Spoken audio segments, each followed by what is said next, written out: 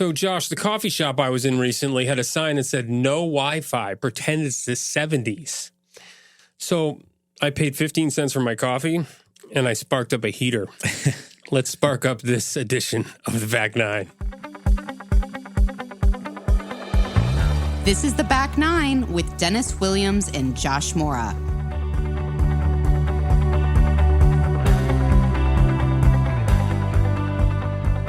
You know what a heater is, right? Yes, and for our audience that doesn't, a heater is kind of a front nine 70s term for a cigarette. And you know that I don't smoke. That was a joke. Yes, you don't smoke. I don't smoke. I don't drink. You drink very little bit. But, normally this is a time when we do a little chit-chat, funny talk, cross-talk before we get into our guest. A little bit different today because we want to put our guest into context. And the way I think we're going to do that is to talk about, with your permission, your fitness journey, your wellness journey, as you've had some issues over the past few months, going back a few years even. Yeah. So why don't you, if you don't mind giving our audience a little bit of that background? Yeah, I hesitated because I didn't really want to ever I've talked about my personal health journey, but it did stem from an incident, a very serious prognosis in 2017 when I was diagnosed with prostate cancer. And there's only a few people that know about this because I really kind of did it in the background. I was young to have it, right? Yeah, really young. One of those things where in your 40s, when your dad's had it and your grandfather's had it, you are getting regular PSA tests. And part of my reason for discussing this is that I believe everybody after 40 should have PSA tests. That's what actually sparked it. My PSA was really high. It was up in the 8 or 9 range, I think. And at first, the doctor, my primary care physician, didn't believe it. So he had me take a bunch of antibiotics. He thought it was just inflamed. None of it took care of it. So a biopsy was done, and they discovered that there was some what could be too aggressive of cancer, because prostate cancer can move slowly for my age. So they wanted to handle it.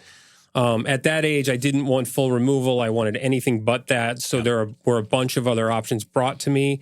I settled on what's called brachytherapy, which is the ability to put radioactive seeds in and target the cancer spots. I went to one of the best groups of doctors in California, happened to be in my area. They were able to map the spots, put the seeds in, and knock it out. So I lived with it pretty much, I guess what you'd call within remission, because my PSA went down to like 0.03 at one point, really low, and I was living with it in that low range for a while. Last year, it started to spike up again, so there was some concerns that it was coming back. So I started to just go through a battery of tests. I had another biopsy. The good news is, while it's gone up, and there is some fear that it could continue to go up, there's not been another biopsy that's shown the level of cancer that I had before. There's something happening, but it may be slow. It may be that I have time, right? We're just going to keep an eye on it. It's called sort of active monitoring for the next year.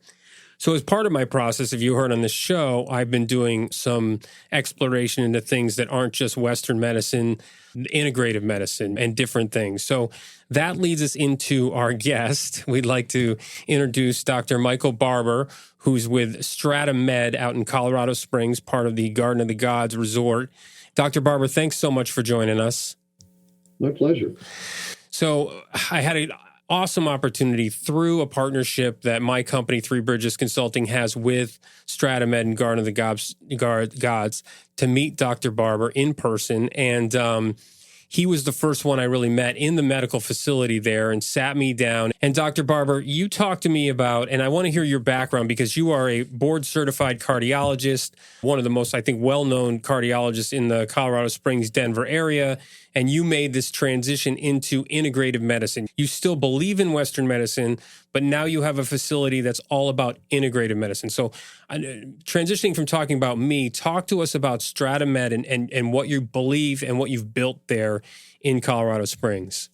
As you said, we're an integrative medicine program. My background, went to college, was a biology major. Actually, after college, got a PhD in human physiology and went to med school. So very traditionally trained, went through a 4-year med school program, 3 years of internship, and 3 years of fellowship. All of this from a very traditional aspect. Now, having said that, I'm from Indiana farm country. So I'm kind of I've always believed in that oftentimes you don't have to push pills. You don't have to just rush to get a medication. Nutrition, fitness, a reasonable and healthy lifestyle can all be very beneficial. It doesn't help everything. In your particular case, Dennis, that would have been a dumb thing to do, would have been to ignore that PSA. You've done, and you and I've had an extensive conversation, so I also know quite a bit about you. You've done everything correctly, I think. But now, what I've liked about what I'm doing now is I transitioned about 10 years ago from a very busy traditional cardiology, and I actually was a heart electrician. I used to put in pacemakers and defibrillators, some very, very aggressive things, but always back to my roots, kind of a simplistic Indiana farm country boy that began to really feel that what medicine did was, and here's the farm comparison, was like going out to the barn and painting rotten wood. We gave people medications, and everything looked better on the outside, but what was going on underneath, like with you, what was going on underneath really wasn't addressed. And when you're going to address that, you have to go out to the barn, you have to tear out the rotten wood, you have to kind of start things over, build it back up, and then you can paint it again and everything looks good. So with medications, oftentimes I felt I was just putting a disease process at bay. And what I felt would be a much better approach, and where my little epiphany was, I won't bore you guys with it, but was an individual that for whatever reason, he struck me as the guy that I said, if I could have gotten a hold of him 20 years ago and had him change his life, change his blood pressure monitoring, change his cholesterol, diet, exercise, etc., I could have prevented this guy possibly, or at least maybe mitigated him having to have an emergency pacemaker in the middle of the night at 2 o'clock in the morning. So this approach where you can use a more natural and holistic really resonated with me. I knew very little about it when I decided to do this transition about integrative medicine. So I went back to school. I took a year out and went to do an integrative leadership course to learn more about I like to call them complementary. People say alternative medicine.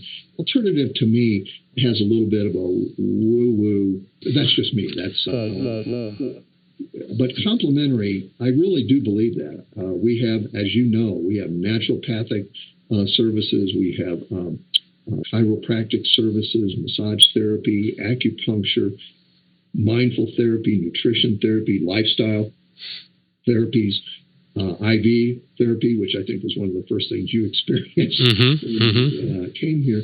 So we have my toolbox has really increased.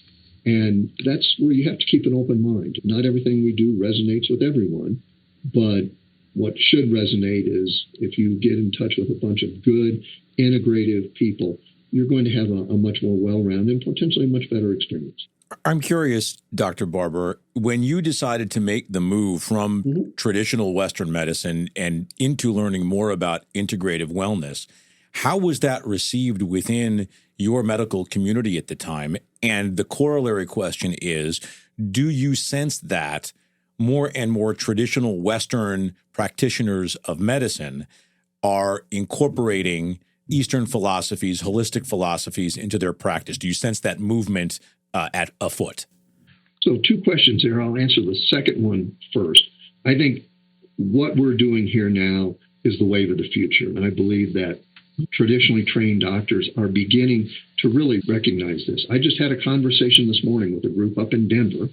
So we're down in the Springs with a group up in Denver where we're showing very, very similar approaches. And these docs are traditionally trained just like I was.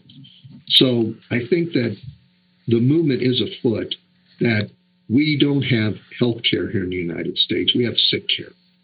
And yes, right. In order to, that's where the money is, unfortunately. You hate to be too, I don't want to say jaded, but, the dollars are in doing procedures and doing testing and stuff. And so, and hospitals thrive. Hospitals are not where healthy people are.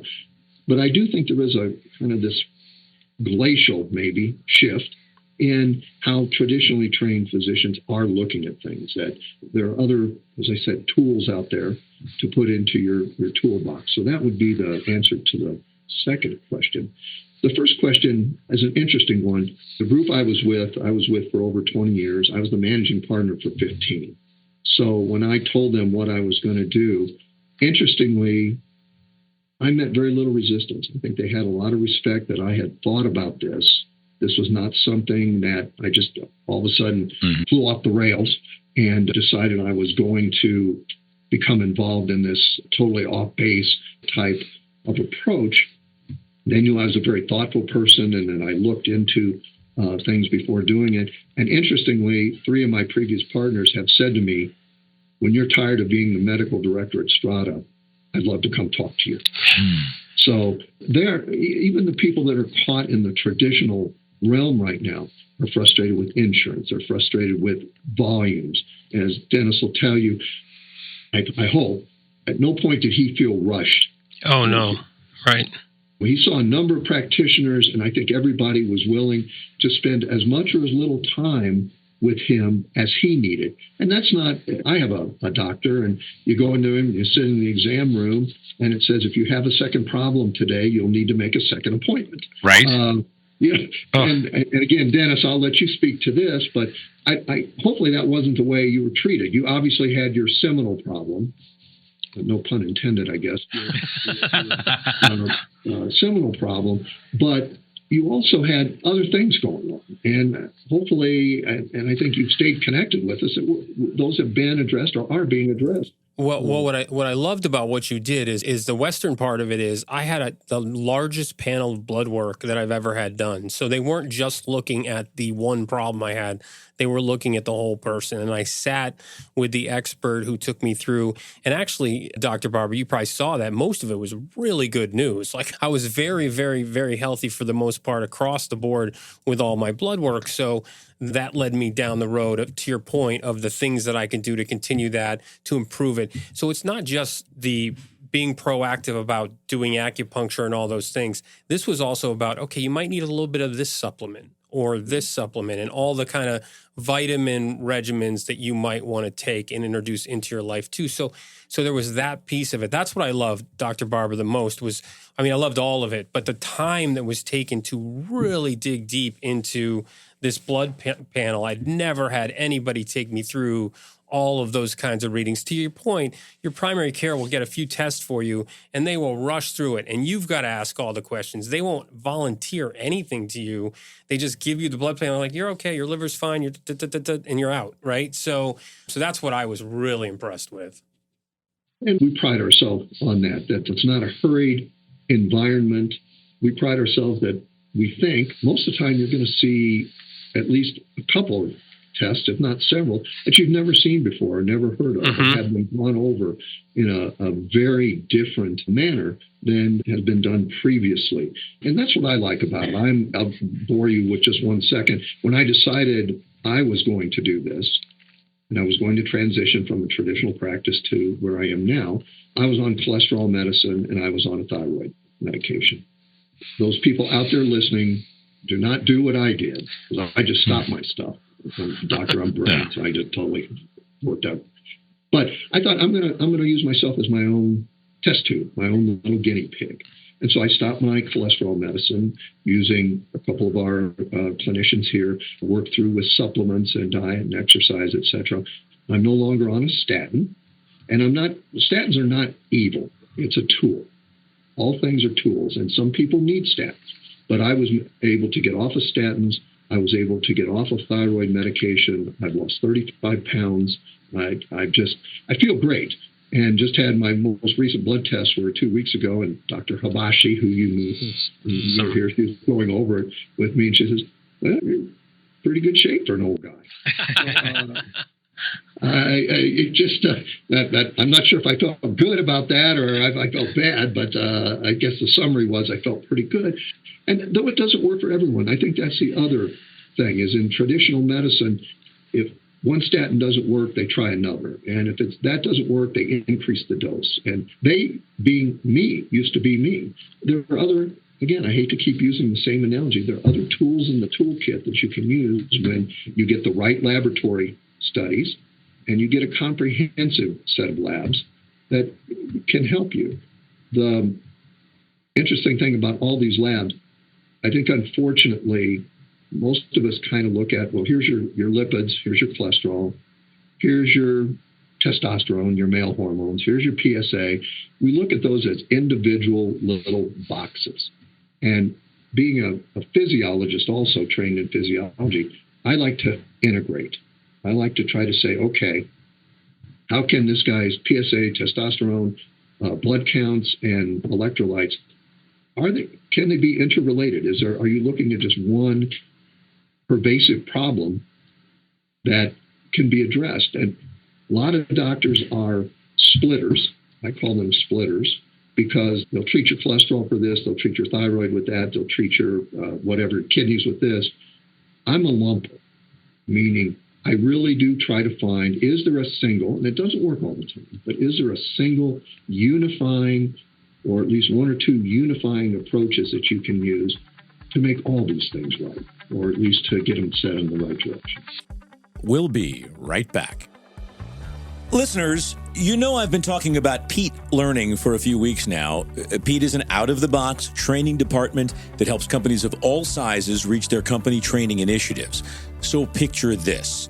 Your company leaders hold all kinds of institutional knowledge, but it takes time for them to create and manage the training that it takes to share that knowledge and other company objectives with their employees. And that's time away from what those leaders do best. That is where Pete comes in. Pete uses artificial intelligence, AI, to create robust, threaded training curriculum quickly and inexpensively. Put simply, Pete is an indispensable partner for any growing company. It is win-win at every level. So visit Pete Learning at pete.com. That is PETE.com. Three Bridges is proud to be a sponsor of the Back Nine. My business partner and I founded the company in 2019 with the simple premise that we wanted to be the best storytellers for your brand. Let's be real here. We say bring your brand to life because if you don't have video, your brand is either dead or dying. We recently completed a project with a huge resort out in Colorado Springs called Garden of the Gods. We produced multiple videos that I am personally very proud of, and more importantly, they are thrilled with them. If you want to see our work, check out 3 Bridges Consulting on our YouTube page. That's the number 3 Bridges Consulting on YouTube, and see how we can breathe life into your brand. All right, back to the show. And so to that point, Dr. Barber, you've talked about, and Dennis has talked about what you guys did with the Western medicine, and you've talked about holistic approaches to preemptive health. Once there is some kind of a diagnosis, where does Eastern philosophy fit in? That's very interesting. In my approach, it fits in immediately. So if you say you're going to come see me and you've got lipid problems, cholesterol, and you have high blood pressure, and you're on medications for that, I'm going to sit down and talk to you, ask you how you're doing, and say, hey, what do you think about acupuncture? You seem like you're pretty stressed out. What do you think about mindfulness? What do you think about nutrition? What do you think about seeing one of our naturopaths to see what supplementation modulation of your regimen could be performed? So I look at it, I almost immediately am thinking about who else, what other people do I have here that I can get involved in your care? And again, if I don't need anybody else, I don't do that. I'm not just trying to run up, oh, here, you're going to see 50 consultants. But I think everybody here looks a very discerning eye is where can I get help? And I'm far and away the most experienced clinician here in this practice. And so I think that also kind of lead by example. They see somebody who's, been doing this for 40 years, who's not afraid to go ask somebody who we just brought in, hey, would acupuncture be of help for Dennis? Because he's going to be stressed. And believe it or not, acupuncture is great for stress. He's going to be stressed. He's got this diagnosis. His PSA is creeping up. Whether he admits it openly or not, it's going to prey on his mind and prey on his family and friends' mind. What can we do to de-stress this guy? Because he's not going to heal his cancer or help his cancer any to be stressed to the max.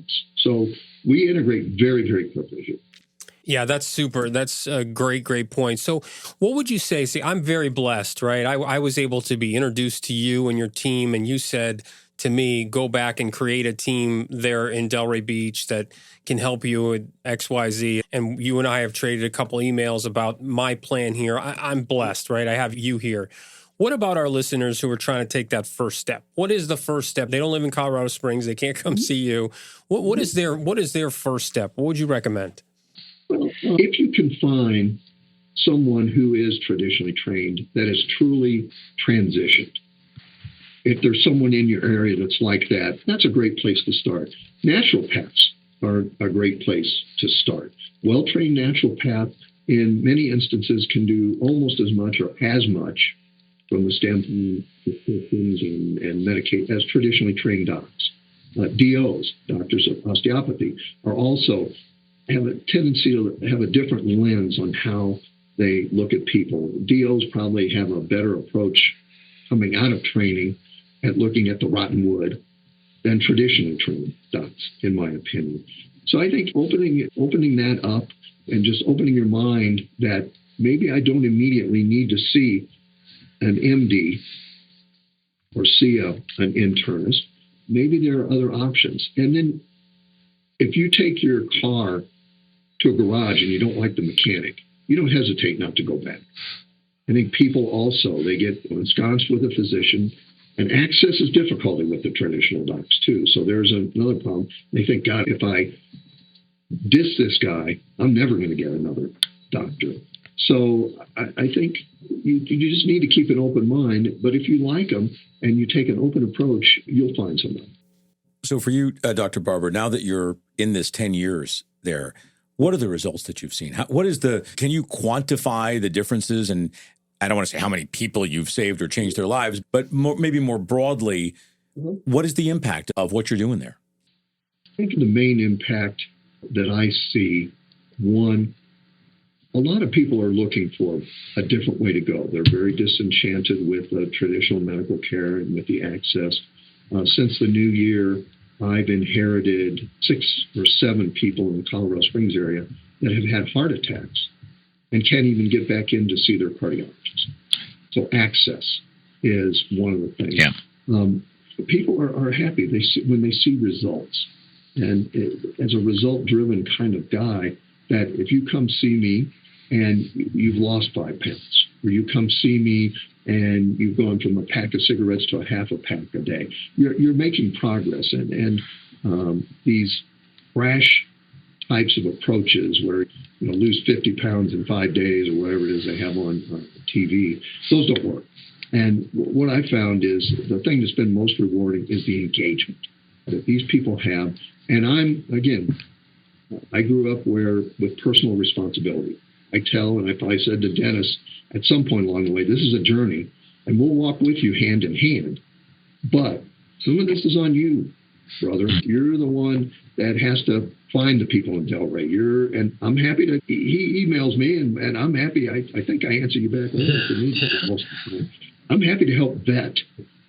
But you've got to be willing to take charge of this too, not just sit back and be passive with your health care. And that's been a nice thing to see, from patients coming into me, I want a pill for my heart failure, I want this, I want that, to what can I do to improve myself so I don't have this heart failure. Well, this has been terrific. Thank you so much, Dr. Barber. And what you and Judy and the team, I can't thank you enough. I'm so grateful to have met you and to be a part of this journey with you, and for you guys to take, and when you say that you take the time and the care and your team does, and Judy, the founder of Strata Med, this was her dream, and what you guys are creating there and have created there is so special, and it's life-changing for so many. I mean, you're very humble about it, but I know that you're changing the lives of so many people, including mine, and we'll see where this journey takes us, but just full of gratitude, and thank you for coming on the show. Well, we love patients like you. You're very motivated, and you're great to work with. It's why we do it. Thank you, Dr. Barber. Thanks so much. We appreciate it. Appreciate your time. Thank you, gentlemen. All right. Take care.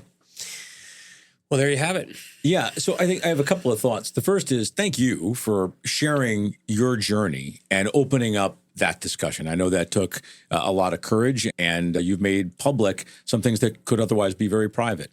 And thank you for introducing us to him. My first thought, my immediate takeaway is it just feels so wrong to me that we even have to single out Dr. Barber and the people at Strata Med at being different and being progressive. Something is seriously broken in our healthcare system, in the wealthiest country in the world, if we can't get people in front of the people who are going to be taking care of them. If access is a problem for people, and clearly it is, we have to, as a country, do better. And maybe this is the way we start as individuals by saying, I'm done with that old way of doing things. I want to do the new way. And you're on the very forefront of that. Well, I think we could get into the machine that is the pharmaceutical companies and the food companies and all the things that healthcare companies. The world of how we serve food here to what we get to people becoming obese and unhealthy and then treating that with medication. I mean, it's just a cycle of the economy that people want to keep intact. That's why. I mean, there's just a huge amount of people. It seems obvious that we should want to go in this direction, but money talks, as he said. So that's really what's fueling this. I just want to say that the main reason that I wanted to bring it up was undoubtedly not about me. It's about the idea that you have to be proactive with your healthcare. You have to pay attention and you have to be tested for these things. We've talked about this before, but men our age and even younger, particularly in your 40s, don't often go to the doctor. They don't go and get these regular checkups. They don't know what's lying underneath. And one of the things that has been told to me the whole time is like, I've always worked out, right? But that's not enough. Working out does not mean that you're not stressed out, that you don't have other underlying problems, no matter what kind of shape you think you're in and all of those kinds of things. There's underlying things, especially stress. Stress is like the number one killer for men. So you've got to pay attention to those things. And I didn't pay attention to them soon enough. And I am now, and we'll see where it takes us. But it's part of the back nine journey is paying attention to this stuff. And that's really why I wanted to bring my story to life. It was an early diagnosis, and what it's going to do is, and I think I've told you this offline, is I actually think it happened to make me live longer. I actually think in some respects, this diagnosis and what happened to me, because the path that I was going down would have stayed the same. I wouldn't have made any of these changes likely had I not had this issue and then the potential recurrence of this issue, if that makes sense. Yeah, it does. And just to be clear to our audience, you discovered this as part of a routine checkup, right? Your initial diagnosis. There's so many men who are afraid of the doctor, who don't go because I'll get to it, whatever. I'm in my mid-40s. How unhealthy could I be? If you hadn't done that, you probably wouldn't be here. We would not be doing this podcast. So again, kudos for having that and encouraging our audience to just go see. There's so many things you can now do, right? There's no diagnosis to be afraid of, because if you go early, there's so many things we can detect. That's one of the big positives of Western medicine, right? Is it can detect things way better than our bodies can naturally sometimes. It can give us that signal of something that's going on underneath. But there are solutions, there are pathways that are not just taking pills, not just having surgeries, but can be about, as we're talking about acupuncture, other things, better diet that can, more movement, all of which can, delay or prevent other things from happening when you're weak. So yes, do go, right? That's a big part of what this is. Discover things. We can adapt at this point thanks to places like this. So that's one big takeaway from that too. But I think about, again, the idea of building a team, right? Whether you have, at this stage of our lives, we're both now in our mid-50s, yikes. But at the same time, well, it's kind of, but the idea here is, as we approach anything that might be coming towards us in terms of all of our maintenance, not just anything that is a disease or a sickness or an illness, we want to be able to build a team, a comprehensive strategy towards preparing, insuring against, and then solving any problems that might be coming our way.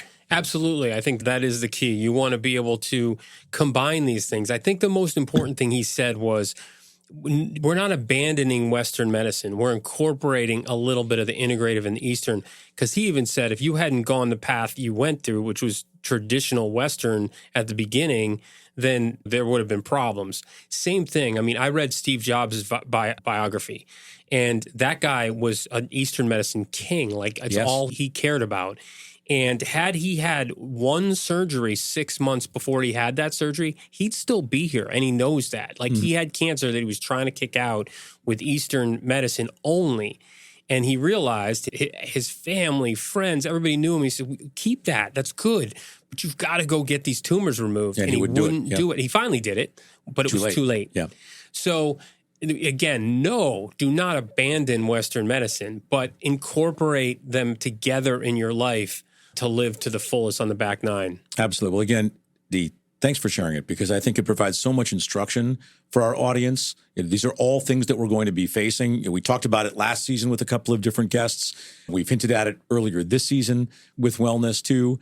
So you're just thrilled that you were able to offer a bit of yourself to provide perspective for our audience. Well, thank you. And I'm so appreciative of the folks at Strata and Dr. Barber. And we're hoping to have Judy Mackey, the CEO, on at some point, because her story is absolutely astonishing. She had a health scare in her younger years, and it was her dream to build this Strata Med for years. And I can't say enough about those folks in Colorado Springs and what they're doing there and what they're sort of teaching the world with the combination of the types of people they get and the doctors and the care that they give is like nothing I've ever seen. Yeah, and I know it's fed a lot of your own exploration of spirituality too, right? I mean, all of these things go together. That's a big part of mental health and calm and peace and inner peace, incorporating all of those elements into a rest of our life health plan. Yeah, thank you so much. Thanks for saying all that. And we appreciate you being along for the ride here on another edition of The Back Nine.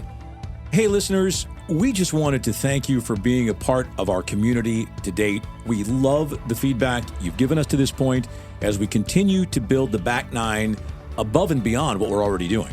Yeah, help us by following, subscribing, and or downloading and sharing with your friends and family as well. We have lots of plans for how we can continue to provide good perspective and fantastic resources for all of you. So join us on Apple, Spotify, YouTube, or your preferred platform, and know that we are incredibly grateful for your support. Yeah, we are. We look forward to seeing you in person soon, hint, hint, and knowing that you're out there making the loop with us every week on The Back Nine.